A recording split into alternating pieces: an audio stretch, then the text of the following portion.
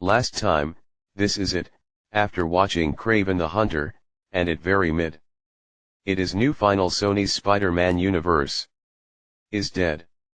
Yeah, I know right, I know. We certainly have hits and misses regarding the big budget franchises, especially the superhero genre. However, none has faltered harder than Sony's Spider-Man-less cinematic universe. If you've been following my reviews of Sony's Spider-Man universe, you'd immediately realize that this spin-off franchise has been one of the strangest and messiest ideas to come out of Hollywood. Except for the Venom trilogy, the attempts to make the villains into anti-heroes have ranged from mediocre to Madam Web. Well, technically, Madam Web isn't who I would call a villain, but you get the idea.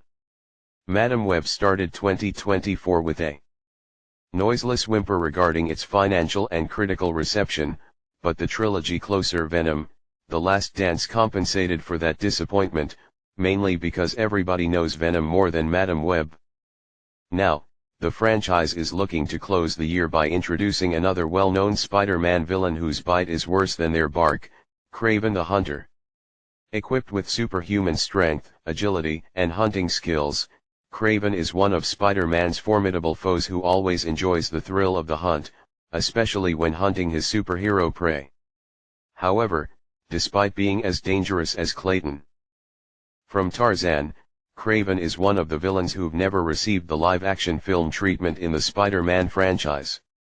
He has appeared in the cartoons, but the hunter's popularity wasn't enough to consider him worthy of hunting his unsuspecting prey on the big screen.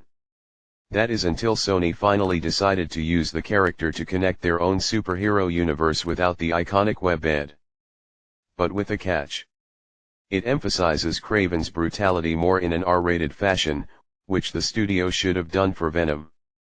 But is it enough to close off this divisive universe? Let's join the hunt and find out. The story centers on Sergei Kravenov, Taylor Johnson, a big game hunter striving to stray far from the path chosen by his estranged father, Nikolai Crow, a ruthless crime lord who favors power. After being attacked by a vicious lion during his hunt, Sergei was resurrected by a substance that enhanced his senses and strength.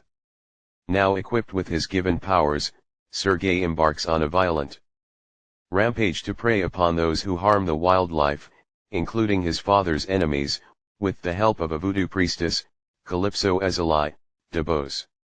However, when his estranged brother Dmitry, Heckinger, is taken by the Russian mercenary Alexei Saitsevich, Nivola, Sergei sets out to rescue him, leading him to become the most feared hunter ever. Like my experience with Madam Web, I've only known Kraven from the Spider-Man cartoons and video games. His passion for hunting and impeccable skills have made a strong impression on me regarding his connection with the Marvel hero, even if some of his arcs work better than others. While I relate more with Green Goblin, Dr. Octopus, and Venom, I still consider Kraven another example of a supervillain done right. With him getting his first live-action treatment, it allows the filmmakers an opportunity to elevate the villain's popularity outside of comics the same way they did with Venom with Spider-Man 3 and the Solo trilogy. But, of course, there's also the matter of its lack of Spider-Man that has plagued the previous installments in Sony's cinematic universe. Not to mention that this is the first installment in that franchise to receive an R rating on account of its brutal violence, which could either elevate or downgrade its storytelling quality. Regardless, I was still interested in seeing if a villain like Kraven could work as another fun villain/anti-hero origin film in Sony's Spider-Man universe, similar to Venom. That is, until I watched the hunt unfold, and from a critical perspective, I realized it was not as thrilling as I had hoped. From the marketing, it's evident that Kraven the Hunter is another superhero movie that follows the fundamental routine of an origin story. You have Sergei as an ordinary man or hunter who gains superhuman abilities through some absurd reason and uses them to harm terrible people and even confront his past. Everything you've seen in other superhero origin movies of years past was applied to Kraven the Hunter, a low-stakes and commonplace blockbuster that easily resembles the ones from the early 2000s, And rightfully so. Unfortunately, that doesn't make this an occasion where it's so bad it's good. Maybe it will be in the future, but right now, it's just another inferior attempt at reinvigorating the superhero genre with a disjointed and uninspired origin narrative. Although, at the very least, it's a bit more watchable than Madame Web since the effort for some of its merits exists within its bloody carnage, but that's not saying much. One of those merits was Aaron Taylor Johnson, filling in the shoes of the titular Spider-Man villain. Taylor Johnson is no stranger to Marvel movies, having portrayed Pietro Maximoff in the Marvel Cinematic Universe with Avengers: Age of Ultron.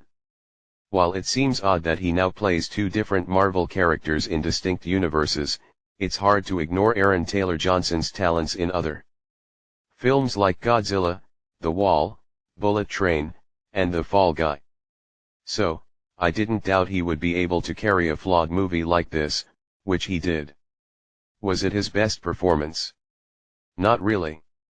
However, Taylor Johnson's portrayal of a vengeful yet sympathetic hunter serves as a reminder of how talent can showcase a movie's potential, even if it fails on multiple accounts. He even had a couple of moments that warrant my slight chuckles amid its bleak tone. They're not Tom Hardy as Venom hilarious, but they weren't dull either. Another thing I found passable was the movie's action sequences. Unlike the previous two installments, Kraven the Hunter received the dreaded R rating for its violence, and boy, does it warrant that rating. It's bloody and brutal, with a dash of amusement to go along with it. J.C. Shander has his experience with adult-rated and squeamish violence in his filmography, including the mildly enjoyable Triple Frontier in 2019, so it's no surprise that he's able to suitably display this element in Kraven the Hunter. I wouldn't call the action crowd-pleasing or surprising as another adult-rated Marvel film, Deadpool and Wolverine, since most of the sequences were less impactful due to its hit-and-miss CGI effects. However, it is satisfying to see Kraven stab someone with a tiger's tooth. Regarding everything else besides those merits, it's clear that J.C. Shander is another filmmaker who got stuck at the crossroads with Sony's choices. The film's screenplay follows the usual necessities of a superhero origin story to depict Sergei's journey of finding his own path, leading him to one that may be inescapable. Sadly, it lacked a more substantial depth in its story and characters to warrant its themes, especially when it involves nature conservation, resulting in a cliched, crowded, and insipid anti-hero adventure packed with brutal flair and corny dialogue. It had an interesting idea of Sergei's conversion from hunting animals to protecting them, especially in the first act, but after that, he just went off to rescue his half-brother from his father's enemies. I think if the script emphasized his animal lover side more, it might have added more interest and charm to its violent rampage plot. But what do I know? I'm a movie watcher who doesn't read that much comics in my spare time. It also doesn't help that the editing was inconsistent with its structure and pacing. It felt like they left specific scenes on the cutting room floor, making the narrative flow seem clunky and rushed, even in its 2-hour-plus runtime. While Taylor Johnson made an effort to display his animalistic side, the rest of the cast struggled to follow suit. Ariana DeBose may not have gained more recognition post-West Side Story, but she had proved to be a worthy presence in the acting department, even if her recent films weren't well received. Kraven the Hunter could have been another example of this theory, but alas, it is not. Regarding the screenplay, Calypso didn't offer much to her personality outside of guiding Sergei to make her another strong female character worth remembering. As for DeBose, I hate to say that this is her weakest performance so far regarding her line delivery. There's this one scene involving her where it sounded like she just stopped giving a lion's butt about the film and wanted to move on to a different project, and I don't blame her. This might be due to the direction given to her, but regardless, I wasn't feeling that connection between DeBose and her character. Russell Crowe had his moments as Nikolai, even if his accent did sound a bit off-putting, but not enough to overshadow his weak character arc. The only tolerable actor I was surprised with was Alessandro Nivola, who previously collaborated with Shander in A Most Violent Year. His performance as Alexei, aka Rhino, was laughably absurd for the right reasons despite him being another straightforward villain among others. Plus, I found his Rhino appearance to be a bit better than Paul Giamatti's take on the character in Amazing Spider-Man 2, mainly because he's not in a mech suit. Overall, Kraven the Hunter lacks the narrative and coherence prowess to become the cinematic equivalent of an apex predator. As mentioned earlier, it's a bit more tolerable than Madam Web because of the effort to make specific corny sequences watchable, including Aaron Taylor Johnson's commitment to the titular role.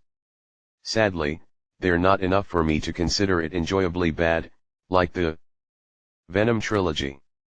Instead, it comes off as a tedious and poorly structured origin film that lacks the storytelling expertise to hunt alongside its brutally pleasant violence. With its bland supporting cast, weak screenplay and direction, incoherent editing, and rough visuals, this hunt doesn't have the thrills and passion to compete in the crowded holiday season. Considering that Kraven the Hunter is now the last film in Sony's Spider-Man universe, this is not the proper way to close this unresolved universe. Admittedly, the idea of focusing on Spider-Man's villain library could have worked if the commitment to adapting the characters existed and Sony provided the right team to craft its blueprint properly. However, the studio's direction and attempt to keep some of its own Marvel characters from Disney got in the way of that potential. As a result, it left us with a questionable and messy saga with an uncertain future that hardly has anything to do with Spider-Man. At least, with that universe behind us, Sony can now start focusing on the projects that do have Spider-Man in them to compensate for its troubles. Who knows? Maybe we'll see these characters from that universe come back for the Marvel Cinematic Universe in some shape or form. But based on my experience with this clunky universe, I won't be surprised if they don't. I'm giving on this film 3 out of 10. I'm done Sony, I'm done. Let us know that comment using below, like, dislike, subscribe, hit button notification. And thanks for watching, see you later, bye.